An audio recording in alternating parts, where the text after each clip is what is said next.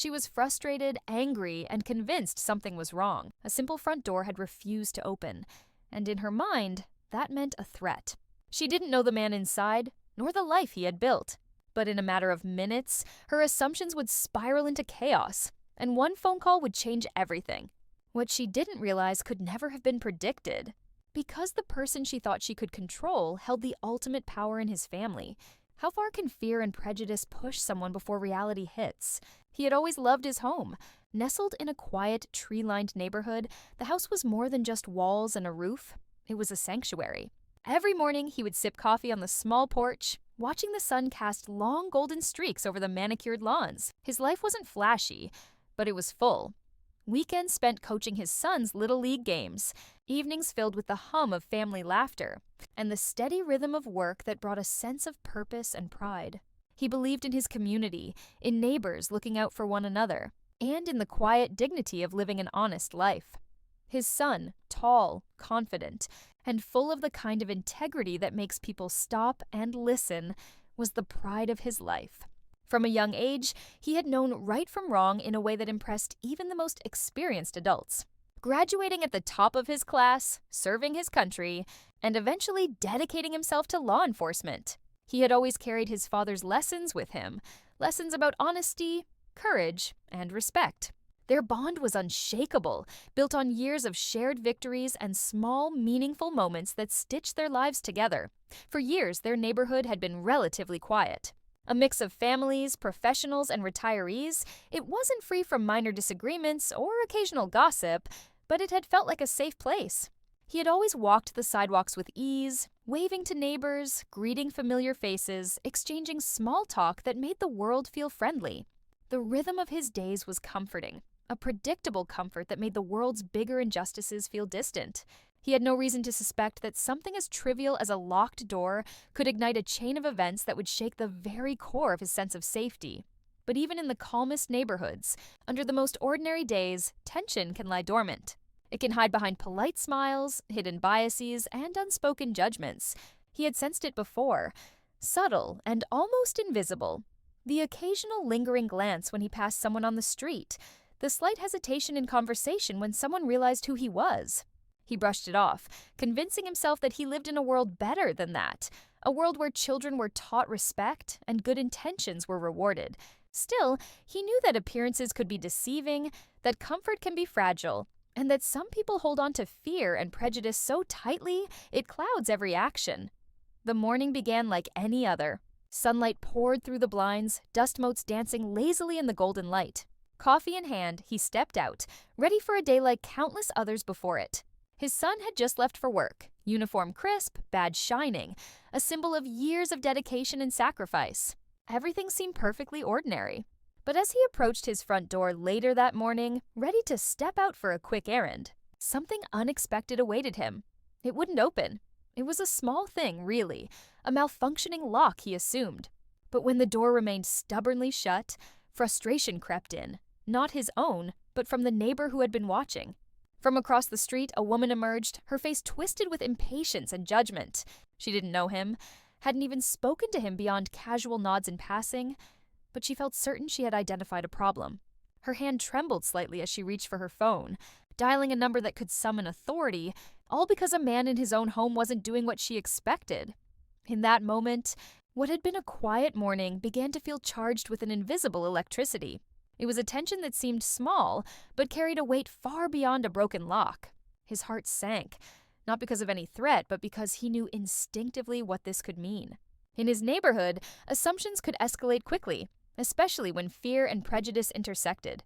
He stood there, silent, waiting. The sun continued its climb, the birds chirped, and the world moved on around him. But not for long. One phone call, one misunderstanding could turn the ordinary into something extraordinary, something dangerous. And she, convinced of her righteousness, had no idea of the truth, no inkling of the family she was about to confront, no understanding of the life inside that home, and the person whose presence could change everything in an instant. It was the kind of moment that felt unreal. A quiet suburban street, a locked door, a single decision that could alter lives. Yet beneath it all, the story of fear, bias, and misunderstanding was already beginning to unfold, ready to reveal the truth in ways no one expected.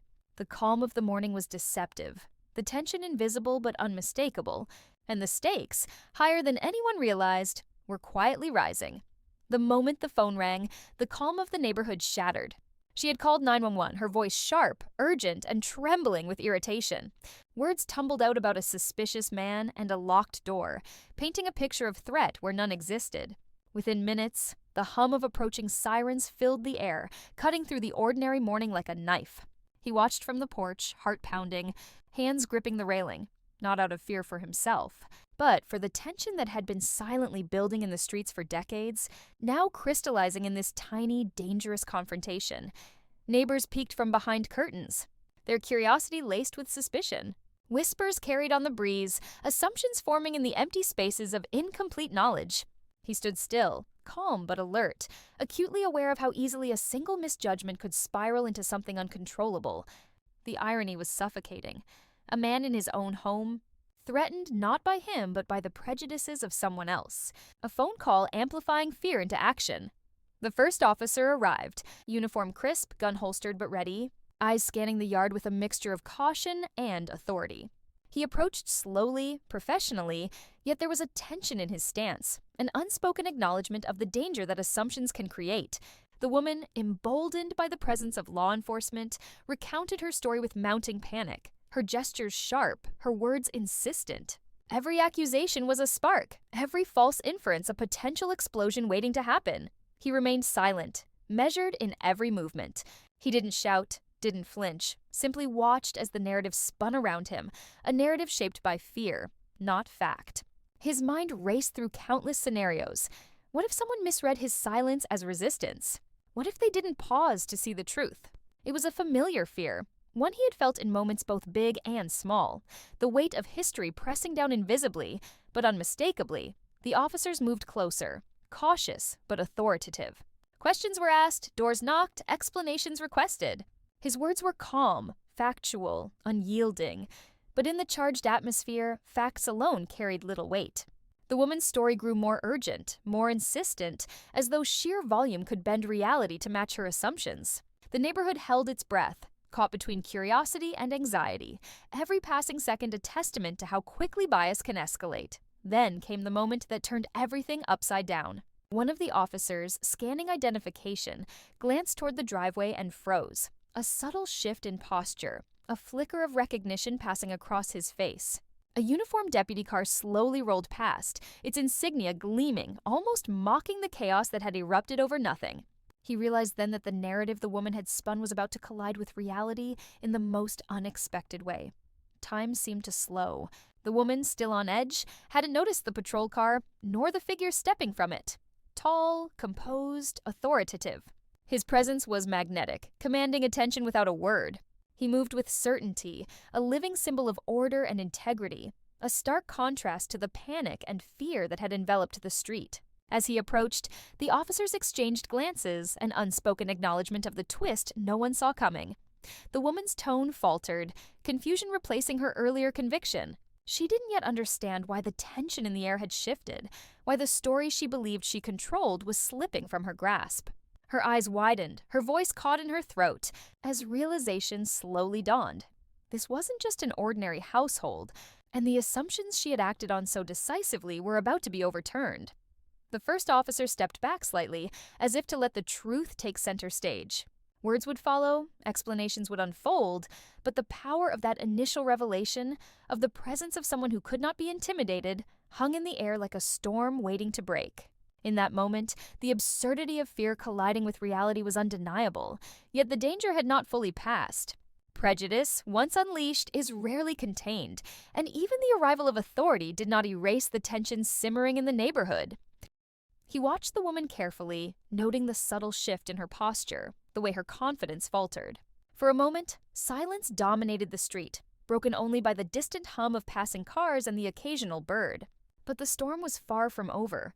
Questions, explanations, and revelations were imminent, each carrying the weight of consequence, each capable of changing how everyone involved would see themselves, and each other, forever. The rising tension was palpable. What would happen next? How would fear, assumptions, and bias be confronted? The truth was poised to emerge in a way that no one could have predicted, challenging not only the woman's perception, but the understanding of the neighborhood itself. Every second ticked closer to a confrontation that could shatter more than composure. It could shatter long-held beliefs about safety, race, and judgment, and as he prepared to step forward, to reveal the connection that would turn the day upside down. The question hung in the air like a blade. Would reason prevail, or would prejudice dictate the outcome of a moment that had already become larger than anyone could have imagined? The air felt electric, thick with unspoken tension as he finally stepped forward. Every eye in the street seemed to pivot toward him, drawn to a presence that commanded respect without a single word. The woman, still clutching her phone, blinked rapidly as if trying to process what she was seeing. Her confidence, once so unshakable, trembled under the weight of a truth she hadn't anticipated. The man she thought she had cornered, the man she had decided was a threat, was no ordinary resident. His son moved beside him, uniform crisp, badge gleaming, the authority in his posture unmistakable. There was a quiet intensity in the way he surveyed the scene, taking in every word, every gesture, every hesitation. He had been trained to manage conflict, to diffuse tense situations, to uphold justice. And yet, this was personal. It was more than protocol. It was the moment that would expose how fear, prejudice, and assumptions can turn ordinary lives upside down in an instant. The woman's words caught in her throat. The officers, previously cautious but uncertain, suddenly found themselves observers to a truth far beyond their expectations. He took a deep breath, steadying himself, but his pulse raced with the anticipation of what was about to unfold. For years, he had carried the quiet anxiety of being judged, of being seen not for who he was, but for the color of his skin. And now, in front of the neighborhood, that invisible burden was about to collide with reality. She tried again to speak, her voice trembling, faltering between accusation and confusion. I called because the door wouldn't open. I thought... The words died on her lips as the son stepped forward, calm but unmistakably firm. He identified himself, not as a neighbor, not as a casual authority figure, but as the sheriff's son, a man whose integrity and service had earned him respect in the community and beyond. In that moment, the implications of her call, her assumptions, and her fear became painfully clear. Every detail she had used to justify her actions. The locked door, the imagined threat, the judgment in her mind, crumbled under the weight of the truth. The street was silent, the usual suburban murmur replaced by a tension so thick it pressed against the chest. Neighbors peeked from behind blinds and curtains, watching a tableau unfold that none of them had anticipated. The authority she had summoned with a single phone call now stood before her, embodying law, respect, and undeniable dignity. Her posture shifted, subtly at first, then more noticeably, as shame and disbelief tangled together. The moment was crushing, not just because her assumptions were wrong, but because the consequences of her bias had nearly spiraled out of control. She had called forces of authority against a man in his own home, driven not by fact but by fear, by prejudice, by a perception distorted through the lens of her own insecurities. And now, that misjudgment faced the ultimate, undeniable truth. The man standing beside his son, calm, collected, unwavering, finally spoke, not in anger, not in accusation, but in a steady voice that carried years of experience, resilience, and quiet dignity. Every word reminded the woman, and everyone watching, that assumptions can hurt, that bias can escalate, and that appearances can be dangerously misleading. There was power in his restraint, in the way he refused to escalate the moment further, instead letting truth and integrity do the heavy lifting. And yet, the situation had reached a point where the stakes were undeniable.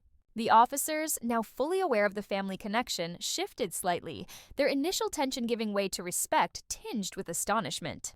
The neighborhood, previously simmering with judgment and curiosity, was caught in the gravity of the revelation. The woman's phone still trembled in her hand, her mouth opening and closing as she struggled to reconcile her fear with reality. Time seemed to stretch, each heartbeat loud and deliberate, as the layers of tension began to peel back. In that suspended moment, the injustices of history, the assumptions, the subtle glances, the systemic biases hung heavily in the air. He could feel it all, the weight of being judged unfairly, the quiet endurance of living under suspicion, the invisible barriers erected by fear and prejudice. And yet, there was a pivot here, a turning point where courage, truth, and integrity confronted the darkness of ignorance directly. The woman finally lowered her gaze, her voice barely audible, a mix of embarrassment and dawning comprehension spilling out. She realized too late how close her assumptions had come to creating consequences she could never have imagined. The story of fear she had spun, urgent, anxious, and decisive, had collided with reality in the most unexpected way. The very authority she thought she was invoking against a stranger was embedded in his own family. And still, the tension wasn't fully gone. The question lingered in the air, palpable to everyone present. How would she, and the neighbors who had watched silently, process this? Could understanding emerge from such a moment? Could lessons be learned from fear, bias, and the rapid escalation of assumptions? The answers weren't immediate, but the impact of that morning, the intensity of those few minutes, would resonate far beyond the street, far beyond the walls of that house. The climax of the confrontation had arrived, not in a shout, not in violence, but in a quiet, undeniable revelation that left everyone frozen in awe, in disbelief, and in reflection. The truth had shattered the illusion, and with it, the fragile assumptions of safety, judgment, and power that the woman had relied upon. In that instant, the balance of fear and understanding teetered on a knife's edge, the outcome hinging not on anger, but on the undeniable weight of reality. And as he finally turned to retreat into the safety of his home, leaving the woman and the officers to absorb what had just unfolded, one thought lingered in the still, tense air. Some truths are too powerful to ignore, and some moments, once experienced, can never be unseen. The tension that had gripped the street finally began to ebb, leaving a quiet, heavy stillness in its wake. The woman, now fully aware of the truth, slowly lowered her phone, as if releasing the weight of a misjudgment she hadn't realized she carried. Her gaze dropped, shame mixing with a dawning comprehension. She had acted on fear, on assumptions, on prejudice, and the consequences could have been devastating. But in this rare and fortunate moment, understanding had arrived before harm could. He stepped back into the sanctuary of his home, taking a deep breath as the door clicked closed behind him. It wasn't just a door that had closed. It was the closing of a chapter that had the potential to unravel years of dignity and safety in an instant. For him, it was relief tinged with lingering unease. Relief that the confrontation had not escalated into violence, but unease because the very fear that had sparked this incident was a reflection of a deeper, persistent reality. The world still judged him by his skin, not his character. His son, who had arrived with quiet authority, remained at the threshold for a moment longer. He watched his father reclaim the calm of his home, a mixture of pride and protectiveness in his eyes. The lesson for the neighborhood, for anyone watching or hearing about the incident later, was unavoidable. Respect, truth, and integrity matter. But so does confronting the biases we carry. One phone call, one assumption, could have led to an outcome far more tragic. That thought alone was enough to chill anyone who had been present, or anyone imagining themselves in that moment. Outside, the neighborhood slowly returned to its ordinary rhythm, but the impact lingered. Conversations whispered behind closed doors. Curious glances that had once been casual now carried the weight of introspection. The incident could not be erased. It had left an imprint that would not fade easily. For some, it was a lesson in humility. For others, a jarring reminder that prejudice, often unspoken, often subconscious, can escalate with frightening speed. And for him, it was a confirmation that dignity, patience, and restraint were powerful shields in a world that sometimes moves too quickly to judge. The day passed, but the echoes of what had occurred continued to resonate. He reflected on the layers of injustice that had been revealed, not just in the assumptions of the woman, but in the broader societal patterns that made such assumptions feel plausible. How many other moments, he wondered, had been less fortunate? How many times had fear and bias converged in ways that harmed innocent lives, leaving permanent scars? His thoughts wandered to countless untold stories that mirrored his own experience, but had ended far differently. It was a bittersweet realization. Justice had been quietly served, not through confrontation, but through presence, truth, and courage. His son's calm authority had been the pivot that prevented escalation, the living reminder that power paired with integrity can alter the course of events in ways that violence never can. And yet, the incident also illuminated a harsh truth. In a society still grappling with systemic racial bias, even those who live honest, respectful lives are not immune to fear's consequences. He understood, more deeply than ever, the responsibility that came with being both witness and participant in such moments. It wasn't enough to live a good life. One had to be prepared to face prejudice, to remain calm under accusation, and to stand tall even when unseen eyes misjudge and misinterpret. Every day, in small ways and large, the invisible weight of judgment lingered, shaping interactions, molding perceptions, and testing resilience. That morning had been a stark reminder of that reality, yet there was also hope. The woman had seen the truth. The neighborhood had witnessed it. The story, though unsettling, had the potential to spark reflection, dialogue, and change. One moment, a single confrontation, had revealed the fragility of assumptions and the power of understanding. In a world that often overlooks the subtle forms of bias, moments like this offered an opportunity, a chance to confront prejudice, to question our instincts, and to choose empathy over fear. He sat later, alone, letting the quiet of the home settle around him. The sun had moved across the sky, casting long shadows, reminding him that life moves forward, even after moments of intense challenge. And yet he knew the memory would linger, not as bitterness, but as a testament to endurance, to dignity preserved, and to the quiet heroism required to navigate a world still struggling with injustice. He realized that the incident was more than a personal ordeal. It was a mirror reflecting society's ongoing battle with bias, fear, and misunderstanding. He wondered, as many do in moments like this, about the lessons that would carry forward. Would the neighborhood truly see beyond appearances next time? Would the fear that had driven assumptions give way to empathy? Could the story ripple outward, encouraging others to question their instincts, to challenge prejudice, and to act with integrity even in tense, uncertain moments? These questions hung in the air, unanswered yet potent, demanding reflection and engagement. And in that reflection, he found a quiet resolve. Life would continue, and he would continue to live it with the same dignity, courage, and humanity that had always guided him. But he also recognized a responsibility to bear witness, to share the story, and to ensure that what had happened that morning could serve as more than an isolated incident. It could be a lesson for a community, a nation, and anyone willing to see beyond fear. The story ends not with anger or resentment, but with a call to awareness. Prejudice is often silent, assumptions quick, and fear a powerful driver, but truth, integrity, and empathy are even stronger. Moments like these demand that we pause, reflect, and choose understanding over judgment. They remind us that behind every face, every locked door, every hastily formed assumption, there is a life, a story, and a humanity that deserves recognition.